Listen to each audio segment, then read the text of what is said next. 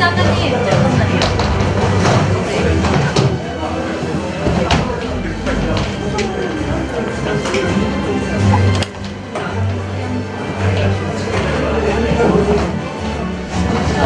오늘 발제자분들 전재진 작가님께서는 대한독립군 군통수권자 윤자영, 그리고 한만봉 교수님께서는 윤자영의 민족개념사상 연구, 그리고 세 번째 발제해주신 이동호 박사님 신민교에 관한 새로운 관찰과 윤자영. 그래서 이 발제자분들 세 분의 의견을 종합해 보면은 결론은 하나입니다. 예산의 큰 인물이신 윤자영 대원수를 이제는 전면에 이제 내세워야 되겠다.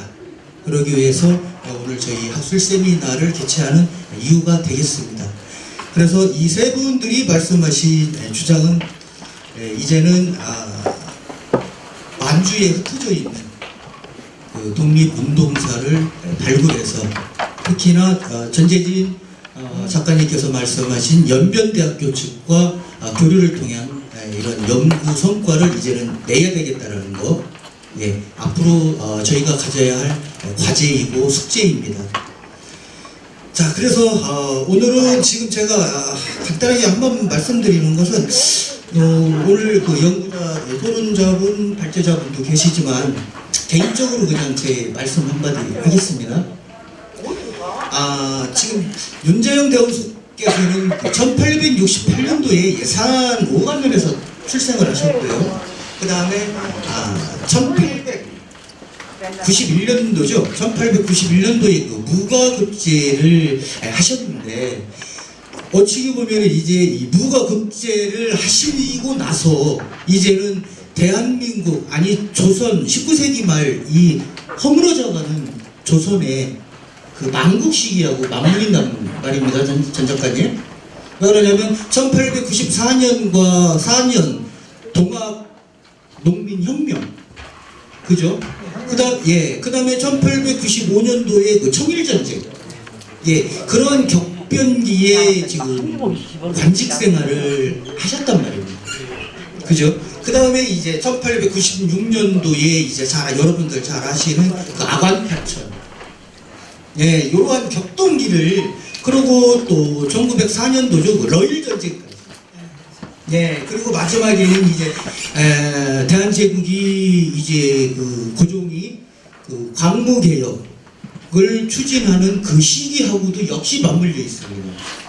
그리고 마지막으로 이제 퇴위를 하던, 그러니까 우리가 흔히 알고 있는 교과서에 보면은 그 헤이그 밀사 사건의 그 여파로 우리가 고종이 퇴위하면서 이제 순종한테 자리를 이어주는데, 요 부분에 연구가 좀 이루어져야 되지 않는가. 요거 한번 작가님 한번 대답 좀 한번 간단하게 한번 해보시죠. 저희가 국외에 있는 자료도 중요하지만 일단은 국내에 있는 조선왕조 실록이나 승조원 일기, 이런 거를 좀 한 번 더 찾아봐가지고 세계적으로 연구를 좀 해야 하지 않을까 싶습니다. 아무리 토론이지만 질문이 너무 길어서 갈라보게 됩니다. 하여튼 저자께서 말씀하신 대로요, 연구 과제입니다. 왜 연구 과제냐면은, 그래도 우리나라에서 내노라는 서울대학교, 고려대학교 이런 데서 역사를 다 망가졌어요, 사실. 이거 사실입니다. 왜 윤자영 같은 분을 왜 역사에서 풍화되게 만들었는지. 그래서 이것은 저자께서 말씀하신 대로 앞으로 우리의 책임이다, 임무입니다. 이렇게 제가 답변하겠습니다. 예, 알겠습니다. 자, 그러면 제가 이제 본격적으로 지금 말씀하신 전재진 작가님께서 대한독립군 군통수권자 윤자영에 대한 거를 아까 발표를 하셨는데, 여기에 대한 그 토론, 질의를 어느 분께서 하시겠습니까? 배 교수님, 부탁드리겠습니다. 이 게시단 그 자체는 여사님이 가지고 있는 자산이라고 생각해집니다. 뒤늦게나마 이렇게 훌륭하신 독립운동가의 그 사상이나 철학 이런 거에 대해서 이렇게 정립하고 오게 된 계기가 의미 있는 이렇게 생각합니다. 전재진 작가님께서 많은 내용과 또 오랜 기간 동안에 인물에 대한 연구가 이렇게 진행되어 왔던 걸로 알고 있는데 좀 질문을 드리겠습니다. 고생 많이 하셨는데 지금까지는 만주의 대일전선을 만주 독립운동으로 인식을 되어져 왔었는데 우리 발제자께서는 만주 독립전쟁사로 명시를 했습니다. 그렇게 명시한 의도가 있는지 어떤 특별한 의도와 의미가 있는지에 대해서 여쭙고 싶고요. 두 번째로서는 만주 독립전쟁사를 다시 써야 한다라고 하는 그런 부분이 있었어요. 주장한 바가 있었는데 그 이유가 뭔지 또 그 견해에 대해서 좀 밝혀줬으면 좋겠다는 말씀을 드리겠습니다. 그리고 그동안 만주 독립전쟁사와 관련해서 논문, 문헌 뭐 이런 거에 대한 윤자영 대원수에 대한 언급이 없는 걸로 알고 있습니다. 어떤 기준도 없는 걸로 알고 있고요. 발자자께서는 윤자영 대원수를 만주 독립전쟁 통수권자라고 지칭했는데 명확한 그 근거가 제시를 해줬으면 좋겠다. 왜냐하면은 그러한 것들이 정립되어져야만 앞으로 우리 윤자영 대원수에 대한 연구가 더 흥미롭게 될 수 있겠다는 그런 전제에서 질의를 하게 됩니다. 답변 부탁드리겠습니다. 임진왜란이라고 그러죠. 임진왜란이라고 하면 안 됩니다. 임진전쟁이었습니다. 임진년에 이순신 장군 임진전쟁을 임진왜란으로 이렇게 단순 처리를 했어요. 그래서 역사 인식, 우리 국민한테 역사 인식을 심어주는데 대단히 큰 지장을 줍니다. 갑오 농민이 혁명했어요. 갑오년에 이거 혁명적인 것입니다.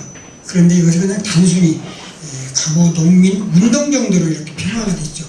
여러분 3.1운동 전국적으로 일어났고 세계적으로 일어나는 세계에서 가장 모범적인 민주화적인 민주투쟁인데 이것은 3.1운동이래요. 운동하면 걷기운동도 운동이에요. 그렇죠. 산에 올라가는 것도 운동입니다. 아닙니다. 3.1의 독립혁명이라고 저는 말하고 싶은 겁니다. 우리가 이렇게 나약해져서는 안 돼요. 그래서 만주의 독립전쟁으로 제가 표현한 겁니다. 그냥 뭐 다른 문제는 그냥 다 제쳐놓고라도 1907년도에 이범윤이 북변 간도 관리사로 간 이범윤이 그 사포대를 조직한 사포대가 뭐냐면 고종의 정부의 조종의 명령 없이 개인적으로 사포대를 조직하는 거예요. 개인 사자예요. 이게 조직해서 만주항일 독립전쟁의 전반과 이게 전반이라고 보고 45년 8월까지 광복군이 항일 전선에 전면적으로 또 유격적으로 이게 끄지지 않았어요. 그러니까 1907년부터 1945년까지 항일 전투는 끊어지지 않고 연속했습니다. 이것은 바로 조선 정규군과 일본 정규군이 맞붙은 국제전쟁이었기 때문에 만주 독립운동사가 아니고 만주 독립전쟁사로 정리해야 된다고 저는 생각합니다. 예, 두 번째 질문. 네, 두 번째인데요. 예, 제가 계속해서 말씀드리겠습니다. 제가 메모했으니까요. 독립전쟁사를 다시 써야 합니다. 그 이유는요. 바로 1번 첫 번째 질문과 거의 맞물려 가는데요. 이 조선 독립전쟁, 만주 독립전쟁사는 조선 총독부, 일제 그 외무성 자료, 그 다음에 중국 연구자들도 밀정이 많아요. 연구자들도요. 실제로 말씀드립니다. 우리 측에서 중국 연구자한테 돈을 주면요. 그냥 써요. 피해자가 많습니다. 여기도 피해자가 있습니다. 이 자리에 피해자가 있어요. 이렇게 해왔기 때문에 많은 부분이 일본에 의해서 그러니까 외무성 자료를 보고 그게 맞다는 거예요. 조선 총독부가 아니 우리가 무슨 지들 말을 드려야 됩니까? 불령선이라고 불령선이 조선전자인데 불령선이라는 거예요. 조선총독부가 일본 영웅생 불량선이라는 선인이라고 쓴 거를 그대로 쓰는 거야 우리 학자들은. 그래서 다시 쓰자는 거예요. 그런데 이렇게 된 것을 이제 학자들이 저같은 볶아 먹기, 튀겨 먹기, 또 굴려서 먹기 이렇게 해서 학원명을 써온 거예요. 제가 한 가지 더 말씀드리는 것은 감도는 조선 땅이었습니다. 우리 영토에서 우리 영토로 간 것이 그 망명이 아니거든요. 망명이라고 쓰면은 박사학위를, 망명이라고 안 쓰면 박사학위 인정을 안 하는 게 바로 이 나라의 친일 강단 사업입니다. 그래서 저는 그런 측면에서 이걸 다시 써야 된다고 생각하고요. 일본은 당연히 니들 물증 내놔. 이게 실증론이에요. 독일의 실증론자는 이거 뭐 전쟁, 이런 평화에 대한 실증론이지 이런 거 증명하는 국제 그런 그 전쟁, 침략 전쟁 범죄를 무마하라는 그런 실증론이 아니거든요. 물증을 내놓으래요. 이게 보험처의 실상입니다. 제가 직접 대화를 했는데 뭐냐 원전 자료를 내놓으래요. 원전 자료를. 그러면 그때 우리 독립군이 우리 윤자영 대원처럼 자기 이름조차도 밝히지 못했는데 안 했는데 물증 자료를 내놓으래요. 그때 독립군이 사진기가 있어요. 종군 기자가 있었을까요? 없었어요. 거의 없었습니다. 연필이 있어요. 종이가 있어요. 뭐가 있어요. 그래서 구두로 전해지는 이런 것들을 생각해 보면은 증언과 진술도 법적 효력이 있고 역사성이 있다고 생각하기 때문에 그러한 차원에서 이유와 견해가 되는지 모르겠습니다. 예, 감사합니다. 자, 정리해서 말씀 지금 길게 말씀하셨는데 짧게 정리하면은 그겁니다. 우리 그 대한민국의 역사 교육 자체가 그 식민사관에 길들여져 있고 그 자체가 식민사관의 그 제자들이 지금 각계 학교의 교수들 또 연구원의 연구원들이 자리 잡고 있기 때문에 아까 말씀하신 대로 그 실증주의, 실증론, 예, 무조건 눈에 보이는 그 무언가가 있어야만이 인정을 한다는 겁니다. 그렇기 때문에 일본 측 자료가 아무리 잘못된 거라도 거기에 기록이 있으면은 믿는다. 예, 그래서 저희 광복회의 그 최대 주장하는 염원하는 그 법이죠. 독립유공자 특별 우대법 증손자까지 이어지는 그것이 발의되도록 항상 노력하고 있습니다. 예, 넘어가겠습니다. 자, 그럼 두 번째 발제하실 한만봉 교수님, 윤자영의 민족계몽사상 연구, 이렇게 오늘 발제를 하셨는데 역시 저도 간략하게 말씀드리면은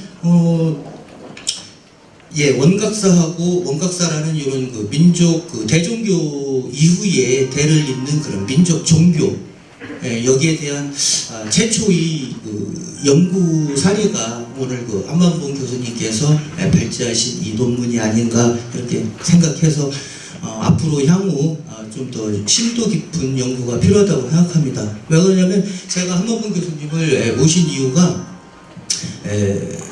신학하고 종교학의 거두이십니다. 그렇기 때문에 기독교하고 불교하고 유교하고 다 연구를 하신 분이기 때문에 여기에다가 윤자영 대원사가 그 사망교하고 원각사 여기를 좀 접목시켜서 민족 종교로서의 그 새로운 발자취를 좀 한번 길을 좀 한번 만들어 주셨으면 좋겠다 싶어서 제가 특별히 정말 이렇게 모셨습니다. 그래서 오늘 참으로 참 뜻깊은 건데 오늘 교수님께서는 워낙 그 계몽 사상 원래 또 이 사상으로 들어가면 우리가 졸리지 않습니까? 그래서 아주 간단하게 오늘 이렇게 말씀을 해주셨는데 교수님 한 번 더 나중에라도 깊이 있는 연구 부탁드리겠습니다. 예, 자 그럼 여기에 대한 토론 오늘 조복화 교수님 한번 말씀 있으시면 좀 한번 해주십시오. 네, 안녕하십니까, 조복화입니다. 저는 한만봉 교수님께 질의를 하겠습니다. 오늘 한만봉 교수님의 윤자영의 민족 계몽 사상을 잘 들었습니다. 논문을 통하여 계몽 사상의 독립운동 사상을 잘 표현하신 것 같은데요.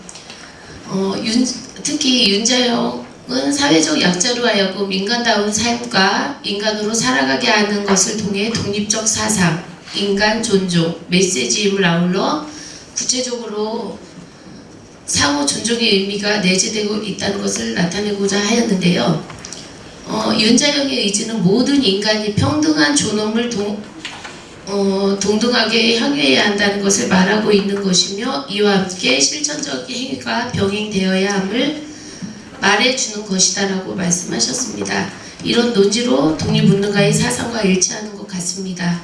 그럼 여기에서 제가 질의를 한번 하겠습니다.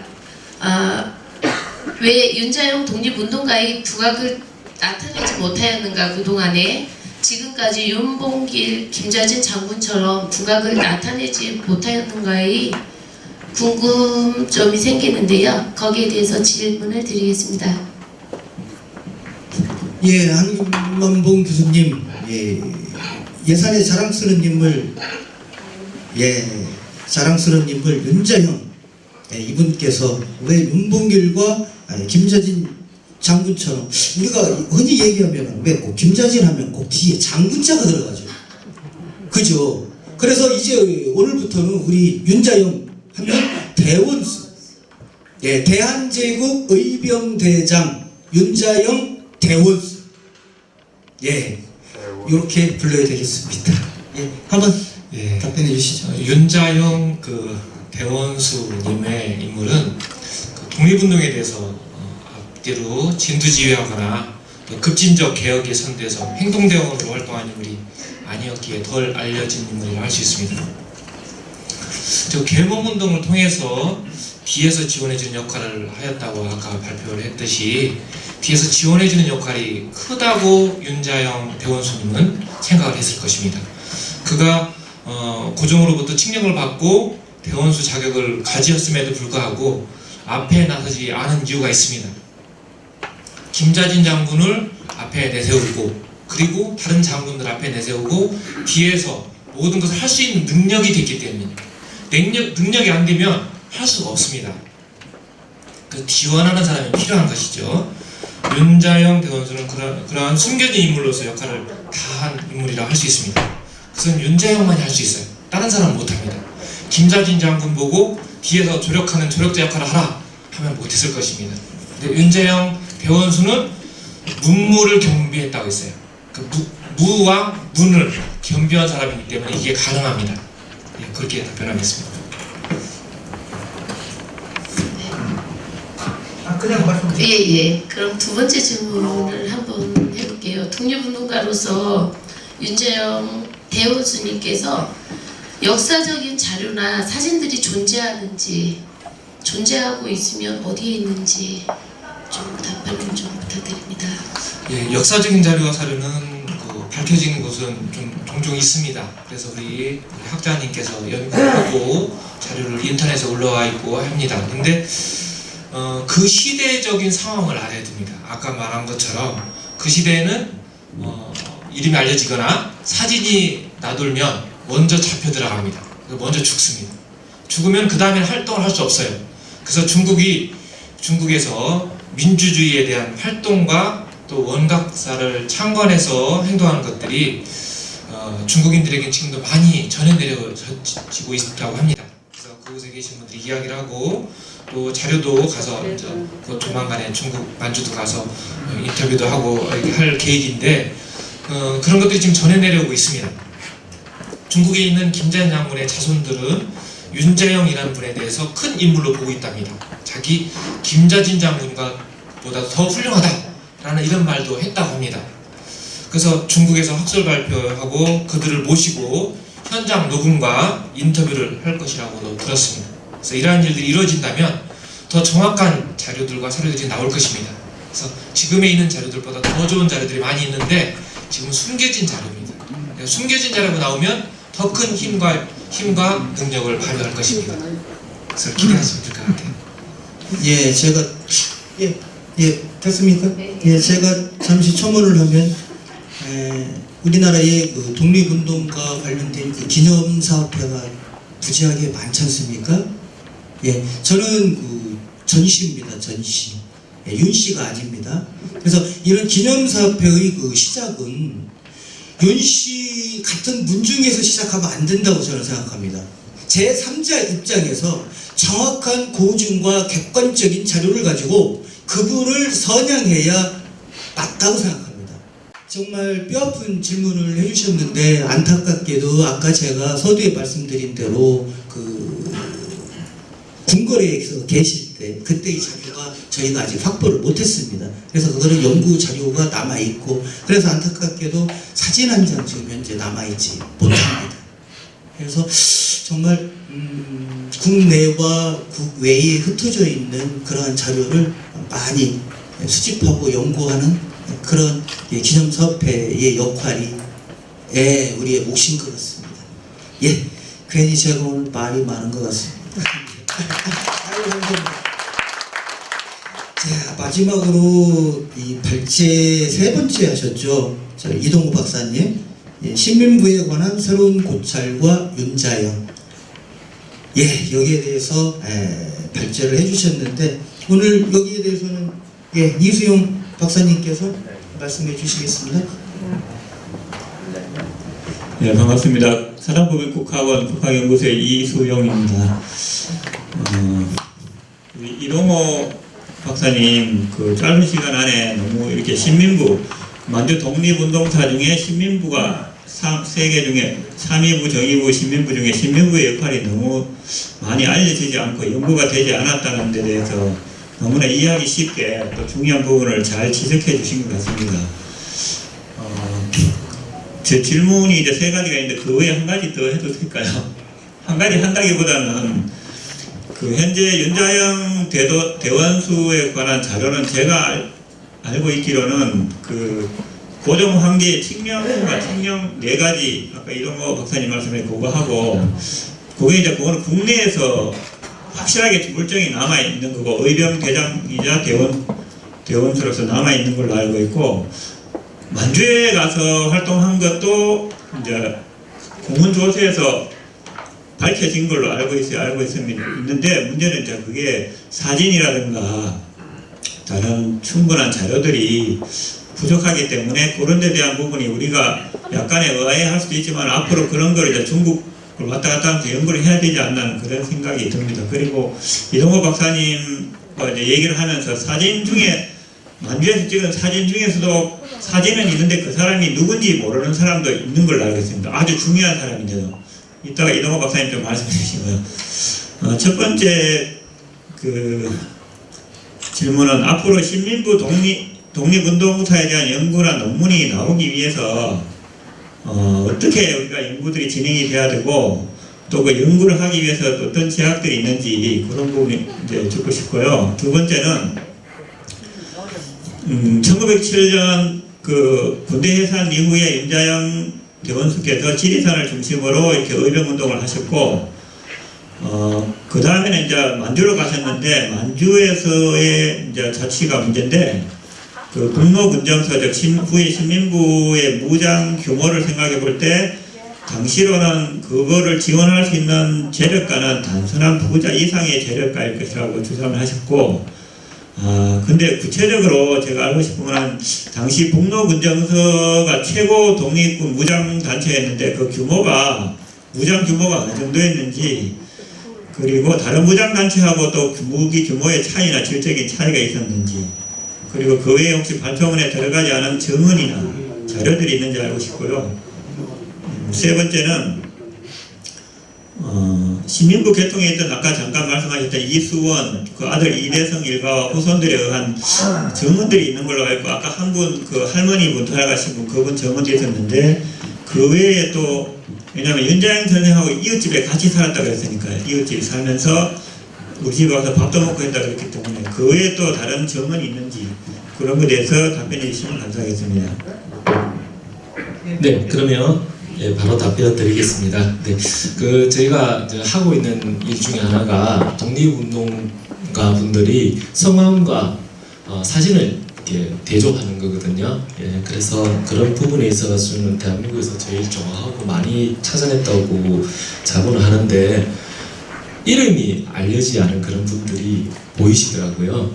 가령 예를 들어 가지고 대종교계통을 조사하다 보면은 항상 보면은 사진을 찍을 때 맨 중간 그리고 맨 아래 의자에 앉아 계신 분이 제일 중요하거든요. 그렇다 그러면 교주가 제일 중요하거든요. 대종교에도 교주가 있었어요. 그래서 3대 교주까지 나왔었는데 마지막 3대 교주 윤세복 선생도 역시 독립운동가서 서울을 받았는데 한 사진이 보면은 윤세복 선생이 옆에 있고 딱 중간에 5명이 앉아 있는데 윤세복 선생이 옆에 있고 그 5명 이름을 다 알아요. 근데 중간에 있는 사람 이름 알 수 없는 사람 한 분이 계셔서 혹시 윤자영 선생, 윤자영 대원수 아닐까 그 생각을 해봤었는데 아직 그것을 이제 교차 분석할 만한 충분한 자료가 없어가지고 그거는 이제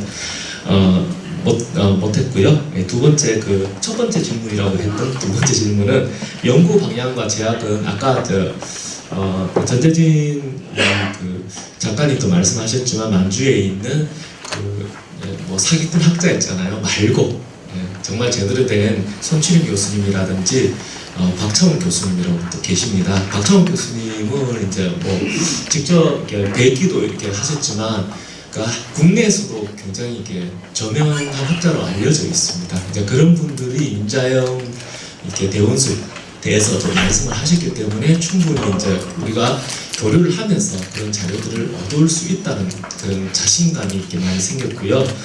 제약이라 그러면은 이제 아무래도 너무나 윤자영 선생이 업적에 비해서 덜 알려졌기 때문에 뭘 찾으면 전부 다 이제 기초부터 해가지고 다 안 돼 있는 거예요.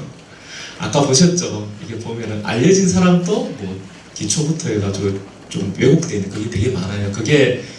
그걸 적은 사람이 문제가 있는 게 아니라 그렇게 못 배웠기 때문에 그렇거든요. 그래서 국민들의 관심이 제일 중요하다는 생각이 들고 그러니까 세 번째 무장 규모를 말씀하시는데요. 그러니까 예를 하나만 드리겠습니다. 1920년 10월 18일 날 일본 불령선인 행동이라는 일본 측 간첩 자료가 있어요. 요것은 청산리 대첩 3일 전에 나온 보고서입니다. 거기에 뭐라고 되어 있냐 그러면은 우거차 그러니까 말과 마차 20량의 적재한 양을 이렇게 무기를 가지고 있는 것을 직접 봤다. 그러니까 간첩이 직접 보고 왔다는 거죠. 그런 것들이 적혀 있었고 폭탄은 적어도 1000개 이상을 내려가지 않는다. 그래서 이미 이제 일본은 무장 규모를 짐작한 상황에서 이렇게 그 전쟁을 대비했었거든요. 그런데 이게 한두 개가 아닙니다. 한두 개가 아니에요.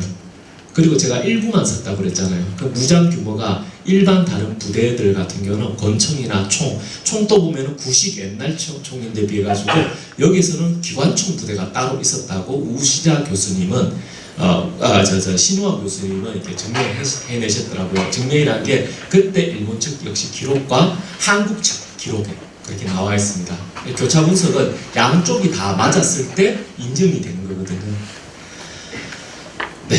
그 논문 밑에 보면은 이렇게 한 4가지 정도 제가 이제 사례로 적어놨는데 실제로 훨씬 이제 그 북로군종서의 규모가 뭐 다양하게 나와 있습니다.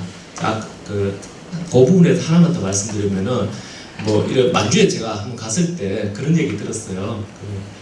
그 조선족 분인데 말 타는 우리 뭐 말 달리는 선구자 했을 때 말 달리는 선구자는 다 뭐 일본 놈이지 한국 그 독립군은 말 안 탔다 얘기하던데 그거 아니고요.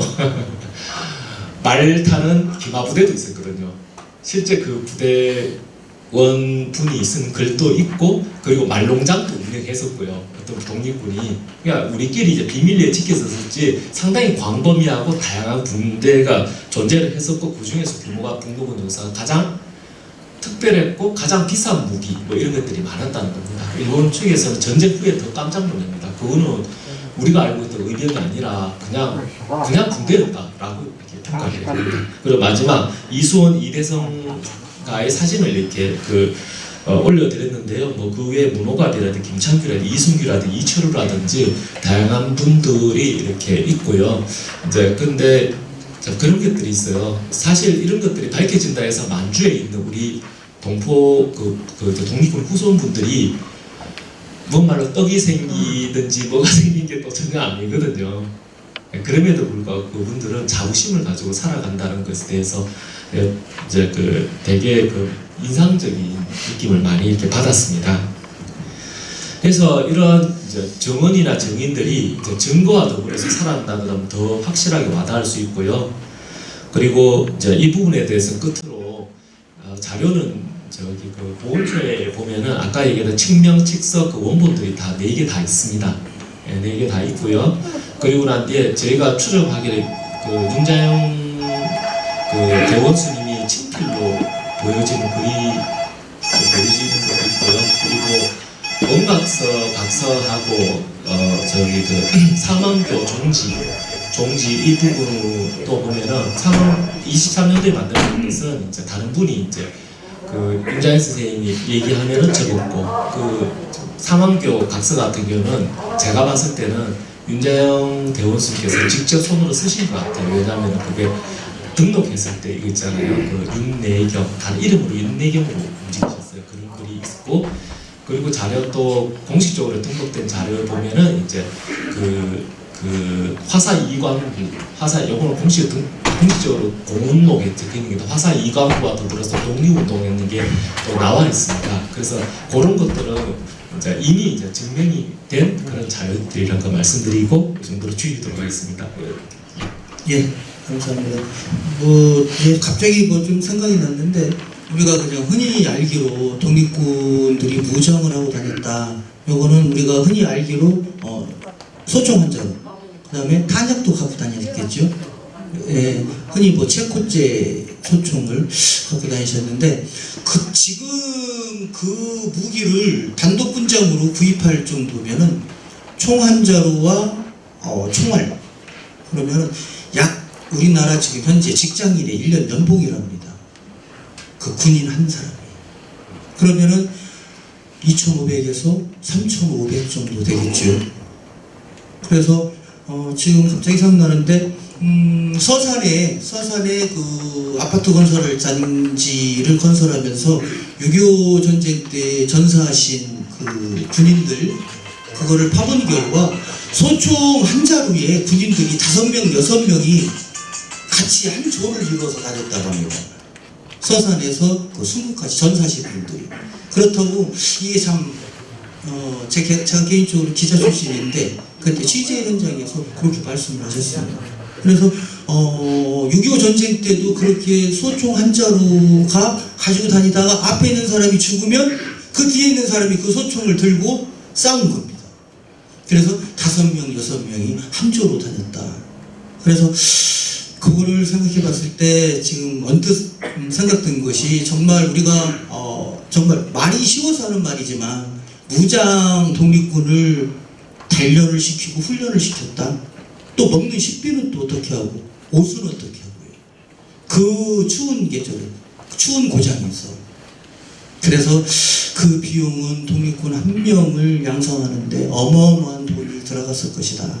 그래서 윤자영 대원수는 귀국 후에도 계속 종교 활동을 통해서 군자금을 그렇게 힘들게 모으셨나 봅니다. 자, 오늘 여기까지 마치겠는데 예, 듣지 말까요? 질문하실 내용 없으십니까? 대표로 한 분만. 예. 마이크 제가 목소리가 크죠? 괜찮습니다. 잘 안 들려.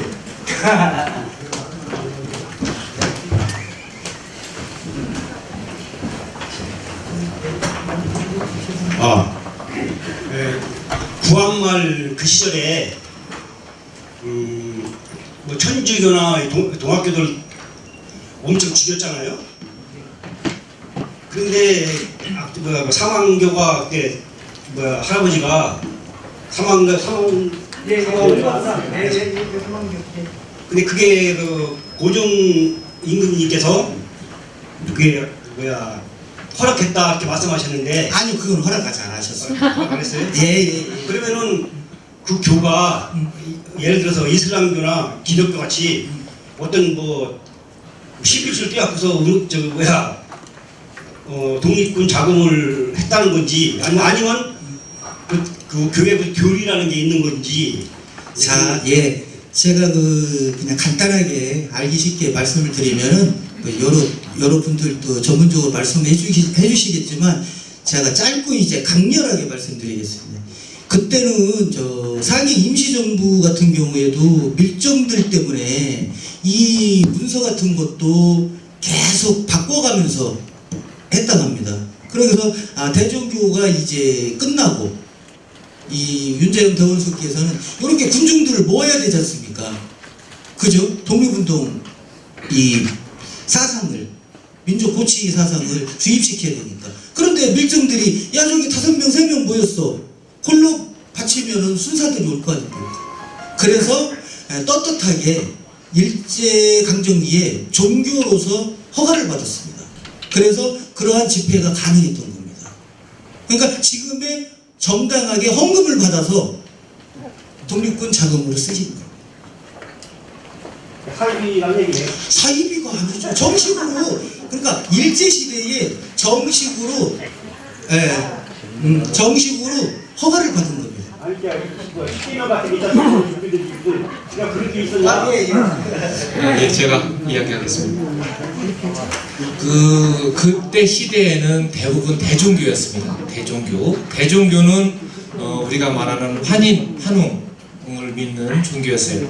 그러면 왜 대종교가 국가를 위한 역할을 했느냐라고 하면 민족 사상이 그 대종교에는 많은 역할을 했어요. 그래서 우리 민족은 동양인으로서 환인의 그 후손이다. 환인과 환웅의 후손이다라는 역할을 했다라고 하면 사람들이 더 서민들이나 민중들은 더 빨리 이해를 했어요. 그것 때문에 대종교의 영향을 받았는데 대종교가 1922년에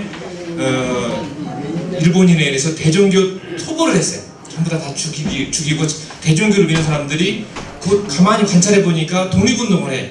그래서 이들을 다 잡아 죽이자라고 해서 대종교 토벌 작전을 시작했단 말이에요. 그래서 23년도에 윤자영 대원수께서 그 원각교를 설립을 하잖아요. 개창을 한 후에 어떤 것을 중점으로 했냐면 대종교의 그 민족 정신과 또 다른 종교의 민족 정신들을 같이 짬뽕을 시켰어요. 그래서 그 종교에는 여러 종류가 있는데, 그래서 그걸 구체적으로 연구한 학술에 보면 동학 농민 운동이 있던 동학계가 있었고, 또 증산교하고 짬뽕이 됐어요. 그 다음에 단군계, 이런 것들을 모두 통합한 새로운 종교를 만들었던 거예요. 우리 어떻게 보면 이게 뭐 사이비다라고 볼 수도 있지만, 또 다른 의미에서는 이때는 사이비와 2단, 3단 논쟁이 중요한 것이 아니라 민족 종교로서 국가를 위해서 그 독립운동을 할 수 있는 역할을 어느 종교가 할 수 있느냐가 중요했던 거예요. 그러다 보니까 그 종교가 우리가 일반적으로 지금에서 보면 사이비다, 교리도 없을 거다. 근데 교리는 있었어요. 왜냐면 아까 말한 것처럼 대종교의 교리, 증산교의 교리, 그 다음에 동학계, 단군계의 교리를 다 가지고 있어요. 그 자리를 짬뽕시켰다 했잖아요. 토종적인 샤머니즘의 이론까지도 짬뽕을 시켰단 말이에요. 짬뽕을 시킨 그 교리가 하나의 교리예요. 교리. 그 교리의 내용은 뭐냐면 민중사상, 해방사상, 억눌림을 해방해야 된다. 그리고 우리는 더 같이 잘 살아야 된다. 그 공동체 사상, 함께 모여라. 그 함께 모여서 무엇을 하느냐? 국가를 위해서 우리 헌신해야 된다. 이런 그런 의식을 가졌어요. 예를 들어서 기독교가 만약 그 일을 시작했다면 우리 모여서 예수님을 위해서 일을 해야 돼. 이렇게 나왔겠죠. 그죠? 그러면 다른 불교에서 말했다면 우리는 모여서 함께 모여서 사상적인 것을 해서 신앙을 해서 포교를 해서 석가모니를 위해서 일해야 돼. 라고 했을 거예요. 그런데 대종교가 했다면 우리는 모두 모여서 우리는 대종교인 환인 환웅을 위해서 해야 돼. 라고 했어요. 짬뽕을 시켰기 때문에 그것은 결국엔 뭐냐면 짬뽕 시켜서 함께 가자. 국가를 위해서 하자. 이런 종교의 교리가 나온 거예요. 그래서 교리적인 측면은 이런 것을 초신교리라고 그래요. 그 신교리로 움직였다. 신앙활동들이 그렇게 보시면 될 것 같아요. 저기요, 한국회원인데요. 윤자영 그 대원수께서 지금 독립운동 훈련회 하신 것이 지금 재조명이 되고 있는데 오늘 저도 와서 깜짝 놀랐거든요. 우리 지역에 이렇게 훌륭한 분이 계시다는 거예요. 그럼 독립운동가 중에서는 등급이 이제 있어요. 등급이 상향 재조정은 가능한가요? 예, 그렇기 때문에 저희가 만주 독립운동사에 있는 자료를 흩어 모아야 됩니다. 그러니까 그동안에는 국내에 있는 자료와 또 인후보증이라는 그 제도 때문에 지금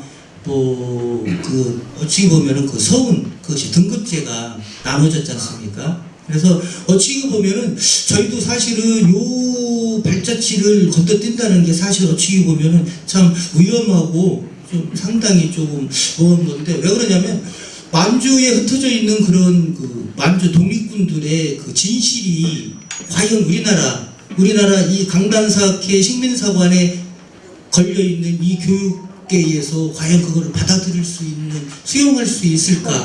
그러면은 국가보훈처에서도 이 서류를 가지고 서문을 등급을 상향을 해줄 수 있을까 하는. 지금 박사님, 교수님들 연구 자료면 충분히 될 것 같은데요. 요거 가지고 부족합니다. 그래서 지금 아까 전재진 박사님께서 말씀하신 연변대학교 연구소하고 지금 수년째 교류를 하고 있기 때문에 저희가 지금 돈이 없어서 지금, 그리고 코로나 전국 때문에 못 갔습니다. 그래서 올 하반기에는 한번 넘어가서 내년 정도에는 국제학술 세미나를 한번 한 주일 이런 국제학술 세미나를 한번 예산 군청 큰 홀에서 추사홀에서 한번 할 계획입니다. 박수 주십시오. 긴 시간 이것으로 마무리하면 어떻겠습니까? 예. 예, 이렇게 한 거기 때문에. 예, 감사합니다. 대한민국위원장 윤자영 교수 학술 세미나를 모두 마치도록 하겠습니다. 끝까지 함께해 주신 모든 분들 진심으로 감사드립니다.